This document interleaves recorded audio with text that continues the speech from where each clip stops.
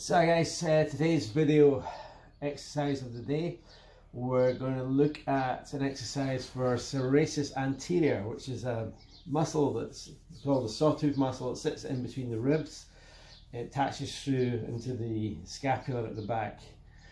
Its main functions are protractions when we push the arm forward, it brings the scapula out, and upward rotation of the scapula.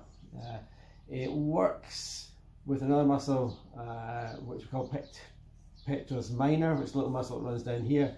Now this muscle has a tendency to become short and overactive, whereas serratus anterior has a tendency to become long and underactive. That muscle imbalance, now I'm not going to go into too deep about muscle imbalance today because Katie's going to do a bit more about that on Wednesday, but it can end up things like neck pain, can be problems with weakness in the serratus anterior. So the exercise we're going to look at today are to isolate and activate the serratus anterior. The ultimate exercise is a thing we call wall angels. Now wall angels are a great exercise but really difficult to do properly.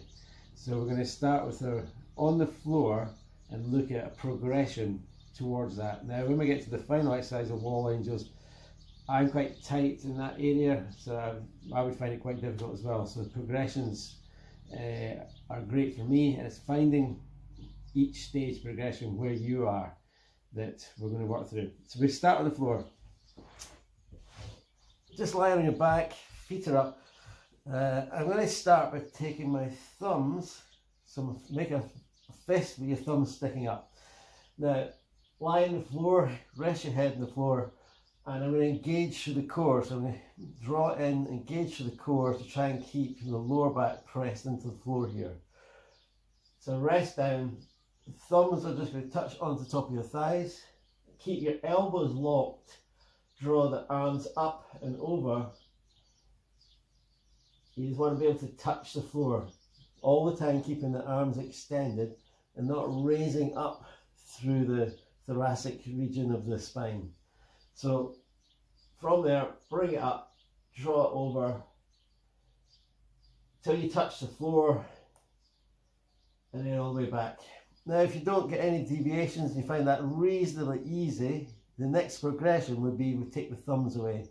So we just have fists. I'm going to draw the fists up and over again, keep the arms locked all the way over till we touch the floor. Again, maintain that draw in through the stomach, so keep your core engaged, your lower back pressing into the floor.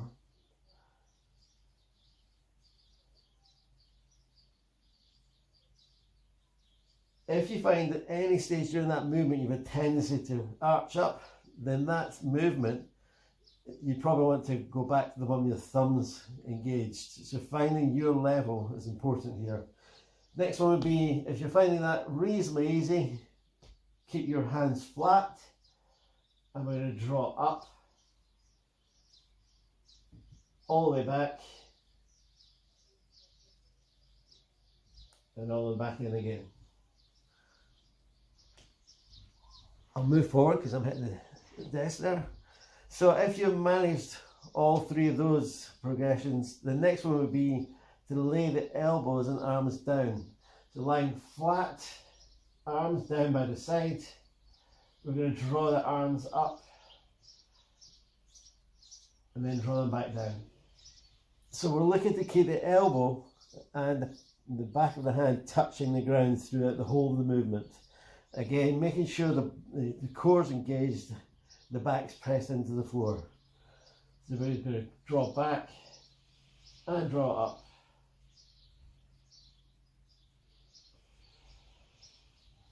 And down.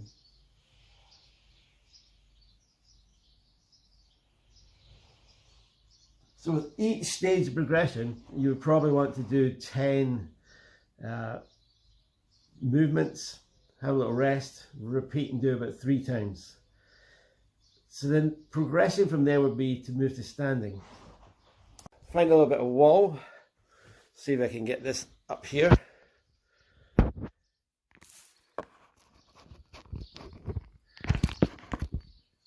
Okay, so this, I'm not going to have my feet hard against the wall because that won't give me enough room to move. So you probably have your feet about 2 to 3 inches away from the wall. The wall acts in keeping your posture points correct. So the first progression again would just be the thumbs, and we're just going to draw the thumbs up, keeping those arms extended, and all the way back down. And again, next progression, it's just the same as on the floor. Take the thumbs away, and we've just got fists. Draw the fists up and down. As long as you can keep the arms straight, your back's not arching away from the wall, you can move to the next progression. Next progression is just going to keep the backs of the hands flat and draw those all the way up till you touch the wall.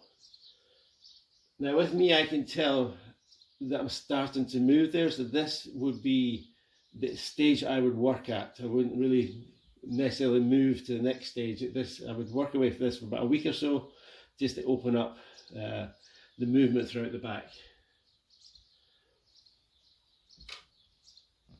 So bring that up, and the last one would be to move on to the full wall angel, and that is pressing the elbow and the back of the hand against the wall,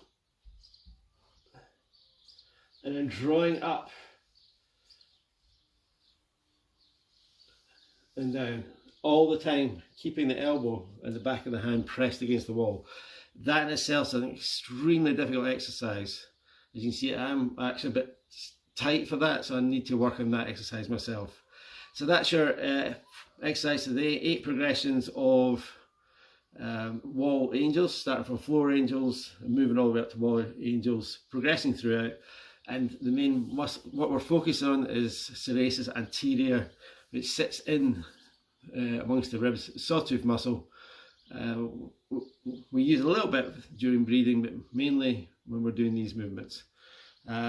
So Katie will do her next exercise on muscle imbalance, and she'll be doing that on Wednesday. So thank you for that, guys.